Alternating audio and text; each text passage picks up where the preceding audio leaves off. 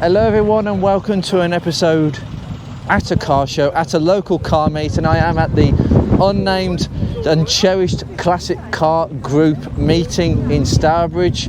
One of the most popular car meets in the West Midlands, or in the Midlands in general, because that's the amount of scope that people are willing to travel to this. It starts at, I think, 10 o'clock in the morning. Well, it's 9:30 now. Most people arrive by 9:30 and are mostly gone by about 1 o'clock, 1:30. But for a breakfast meet, it's one of the busiest. This field over here that you're going to see while I'm filming, yeah, it's going to be rammed. So I am in Project Ruby. She has made it again.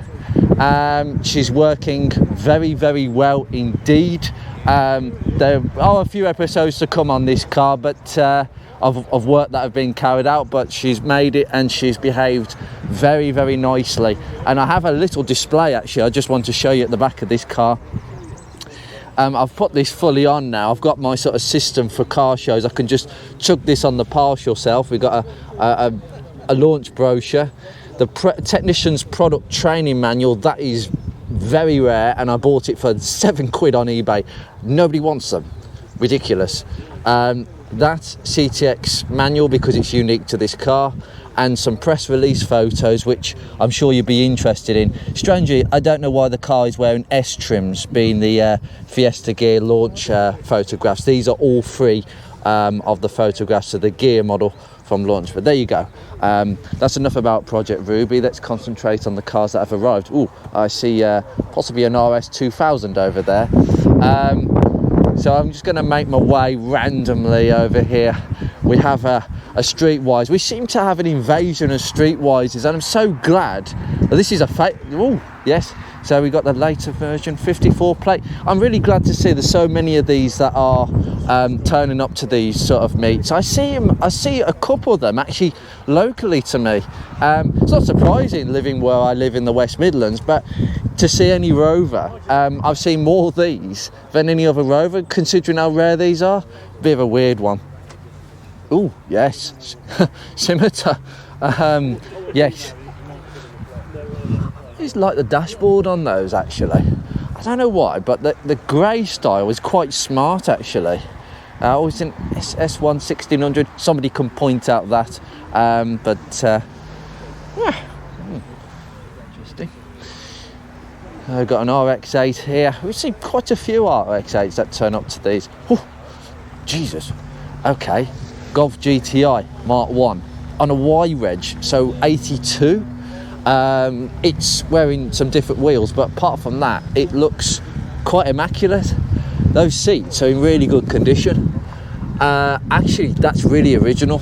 There's no messing about with this. This has been kept pretty much standard. I think we've got this sort of deflector here, but apart from that, it's pretty stock. Got the blank for where the aerial would have been, but apart from that, that's really tidy. That is. Whew.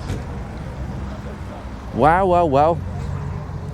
A Nash Metropolitan. You do not see many of these. No, because it was sort of designed for obviously the American market. Yeah, they never really caught on, did they? But you could see what they were trying to do. I loved the styling, that American styling of this time would have been a typical two-tone split with a piece of chrome. I think they got it absolutely slap bang on with this car actually. But the glass, imagine that glass broke and going to a glass maker and saying, could you make me a copy of the original? That cost you a few thousands. I'll be getting a spare back screen for this ASAP, just to have in my garage. And it is part of the Metropolitan Owners Club. Nice. Right, we've just had a line-up start. I'm going to make my way down the back. This is, as I say, it's always a bit random. We've seen a couple of these. These are regular cars that I've seen. This is quite a rare car. So we've got a Mark 1 Golf GTI, but it's a Carman gear. Now there's only about 4 of them that are in existence apparently, and this is one of them. We could get all sorts of cars. Oh dearie me.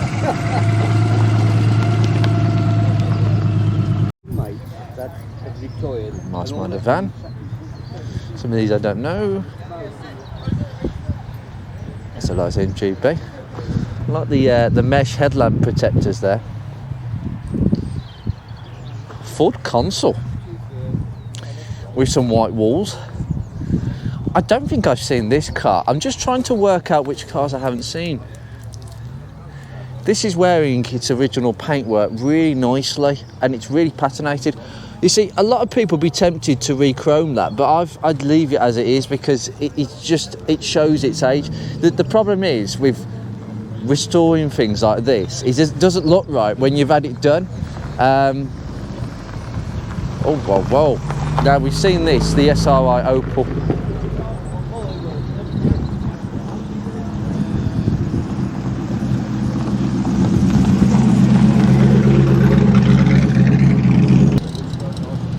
Oh, yes. That is the automatic Mark 1 Cortina. Goodness me. I just noticed that, the badge on the backside.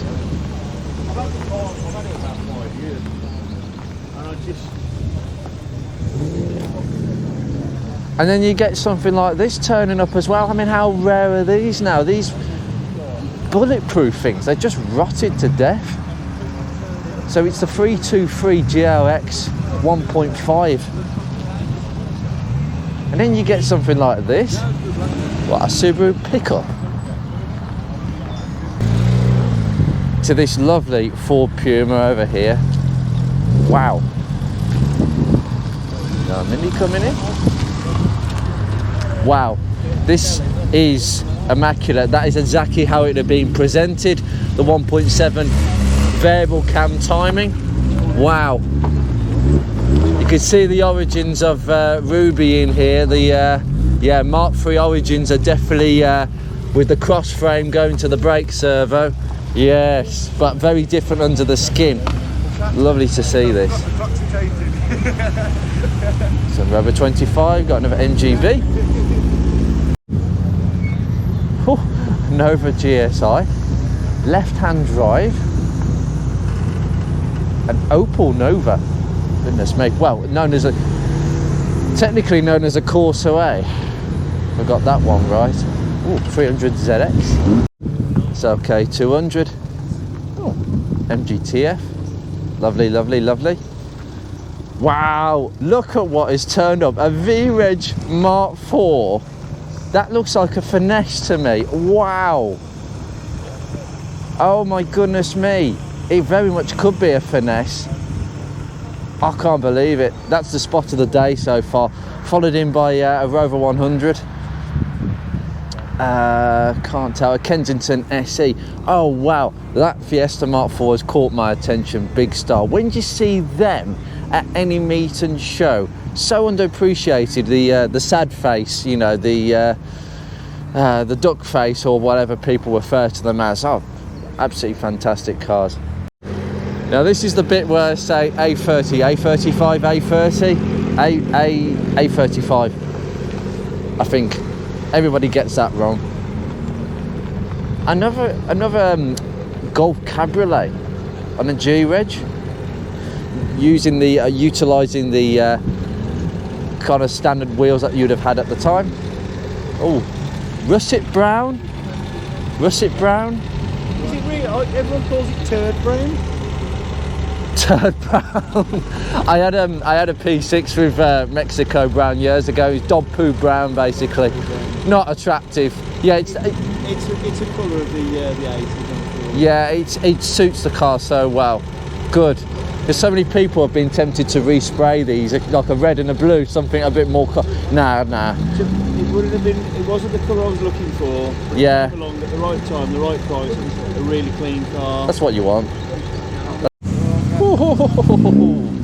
Oh yes, an Astra GTE. It's always a pleasure to see these old Astras. They used to handle so nicely back in the day.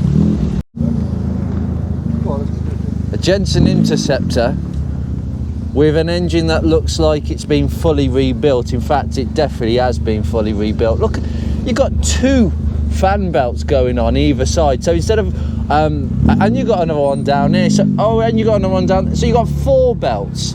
So one for the air conditioning, one for the alternator, one for the power steering, and one that drives the water pump, presumably from the crankshaft. Absolutely ridiculous. 4 belts. That is like an old milling machine, almost like an old milling machine actually, where they'd use several belts. Interesting. I love the detail. In fact, over here, I don't know what this is over here.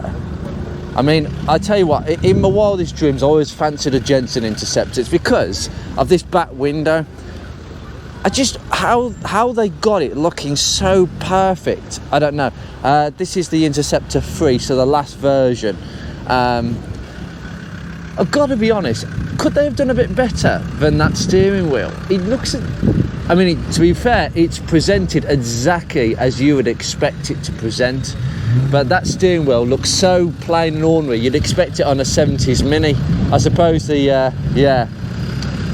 ran out of money. But you've got you've got 2 reservoirs, one that feeds that part of the master cylinder, and then this part feeds the lower bit. That's interesting. So you've got dual circuit braking, but you've got 2 reservoirs. So one reservoir for one circuit. I find that fascinating actually. As most of you will know, I take an interest in what's under the bonnet rather than anything else. As somebody who enjoys tinkering with his cars, I'm just thinking, how easy would it be to work on this? Not as much. 2 electric fans at the front. I bet that goes like stink. But it also drinks. You can't help but say that with these kind of things. Okay, we've got the off-roading squadron that always turn up. Nice to see a load of Discoveries in line and Land Rover Defenders. Looking extremely well equipped. Oh, lovely. P38, 2.5 litre DSE.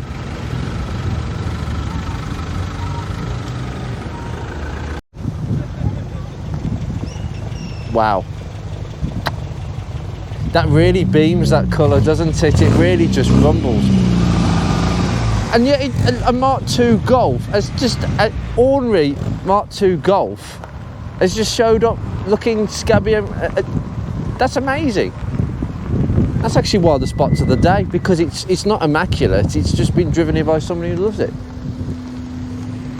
Out of all the things that could turn up a Willis Jeep, wow, that is so nice to look at.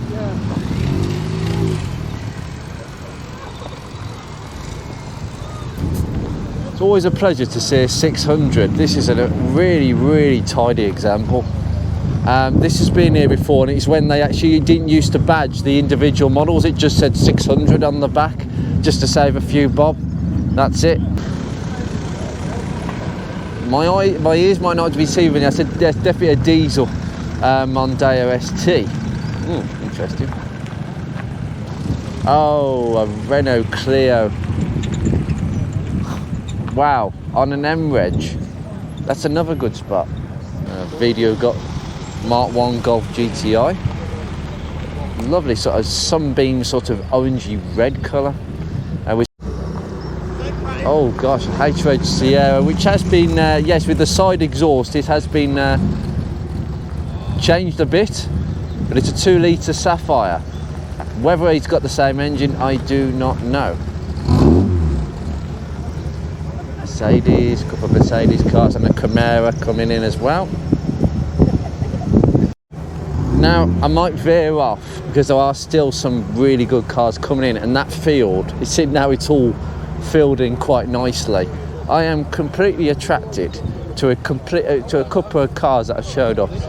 Automatic Cortina, unbelievable. Do you know what I feel? Tomorrow. Oh, okay. Unnamed. Honestly, but my attention is also, wow, being attracted to this Meacher Ford. That is quite an interesting registration plate. I know exactly where this car was registered. It was registered not far from where I was born, actually. Wow. Quite tidy. Usual stuff there, but it's extremely tidy. It looks like it's been garaged, this thing. Now, I can't tell by the seat trim, but I think this is definitely a finesse. All in white. Now, I believe it could be diamond white, but correct me if I'm wrong there. I think it is diamond white. There was another white that they used at the time, but apart from that, lovely. And the trims really suit it, and it's got some really nice tyres on it. That's a really nice example of a very underappreciated gem. That's a very, very quiet CVH in the RS Turbo. Yep, it's a very quiet CVH. As I was half discussing with the driver of this car, I believe that this is russet brown, and it's nice to see this in its original colour, because most people would have been tempted to get rid of this and respray it red, blue or whatever, and I just find that boring. I find that this colour gets more attention for me these days than any other colour on an MGB. I love how the panel fit between the bumper and the front of the car is quite wide. Lovely. Didn't notice the hella fog lamps, or the driving lamps on this, I should say. Yeah, BBS alloys, quite common back in the day, and obviously still today it's the most popular thing for these cars. It suits the car quite well, to be honest. I noticed a few of these pickups coming in. We've got an F250 there. Goodness me. I wonder what the fuel consumption of this engine is. Have you seen the size of that brake servo? It's the biggest brake servo I've ever seen. It's that thick. What sort of rubber diaphragm is needed to boost the brakes on this? It's like everything on this car is like 20 million times the size. It's like a bus. Watch your head on that. It's obviously got a Viper core with a proper box. This is the proper induction box that you should have to stop the heat from that engine affecting the air induction. So we don't want hot air going into the engine. Engines don't like that. They prefer cooler air. That's really nice. It's got some Magna-Core KV85 competition HT leads. They're very good HT leads. They're very thick. The suppression is excellent on them. I've got this. Oh, goodness me. In fact, I think there's definitely parts on the Crown Victoria on that dashboard from what I can see. There's definitely a few parts bin things. Wow, a Bonneville, which I didn't film coming in actually. This just slipped straight in. I like the sleekness of having enclosed wheel arches. It's just when those panels rot out, it becomes a bit of a problem, but nevertheless, so I keep talking about that actually. The dashboard is very much of its time. Chrome rings surrounding everything with wood, with Bonneville written straight in front of the passenger, which is interesting. It reminds the passenger you are in a Bonneville. I wouldn't want to be a pedestrian if this went into me. No, I think this would score probably a -1000 on Euro NCAP pedestrian safety. Oh, lovely couple of Capris here. These are regular cars, I will tell you. This has caught my attention because, as I say, not many of these that you would ever see at any show. This is a very, very immaculate example actually. Most of them generally are, but I've seen some very natty examples, and to be fair, this isn't favoured by the RS clubs, the RS 2000. Very underappreciated within their own community, but they have a niche now. I think people have woken up that the Mark 5 versions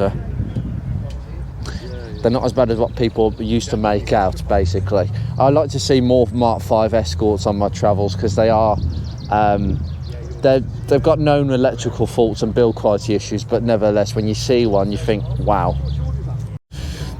The colour of this 25 really gets me a little bit, because it's almost like an opaline green. I can't remember what colour it is, but it's almost like the 80s opaline green sort of colour that you'd find on certain Austin Rover products like Metros, etc. I've seen a few Metros in this colour, 80s wise. But yeah, this is a manual, by the way. I was just checking that one. Yeah, definitely. It's so laid back here, people just driving around to find an appropriate space. It's not regimented, it's all free flowing, anything is welcome, and therefore you don't know what you're going to find. And this place really does ring full of surprises. Anything from your classic Mustang, your modern Mustang. Yeah, this Clio really has got my attention. In fact, it was registered according to that in Renault Birmingham. I don't know where that dealership would be. I'm not aware of it, but I'm not a Renault person. Oh, you're joking. It's an automatic. You can't really see because of the sun on the camera, but it is actually an automatic. I do argue now that you see more automatic variants of cars this age than any other age, because they've not been ragged. Obviously this person's been to that place, Capri and Machine. It's had a bit of a life, but it doesn't matter, it still runs. And the reason it runs is because it's an automatic. You can't abuse them. Well, try to abuse them, but you can't.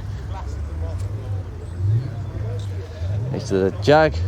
Yeah, this is a curious car, this Sapphire, 2-litre Sapphire. Now it might have, at this age it might have the 2-litre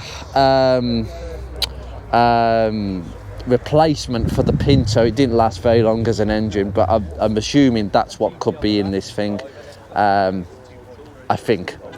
Now this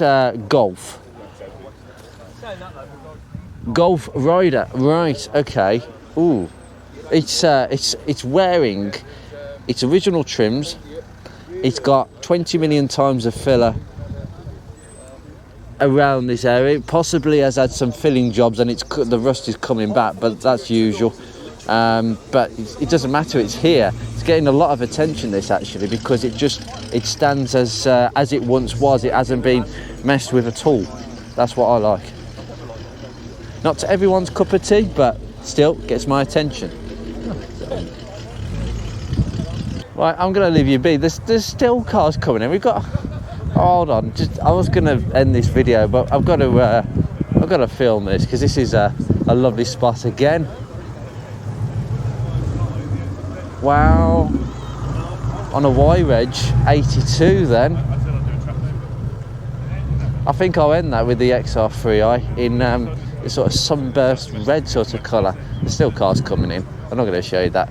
I'll be going on forever, to be honest. That field is going to be full in about 20 minutes, and I'm just going to leave you be now. Thanks for joining. I hope you enjoyed this sort of randomly ramble of a show, because that's what this little meet is about. If you're not too far away from the West Midlands, I'd recommend it. I think it's the last Sunday of every month now that this is on, so I'll leave you be. Oh.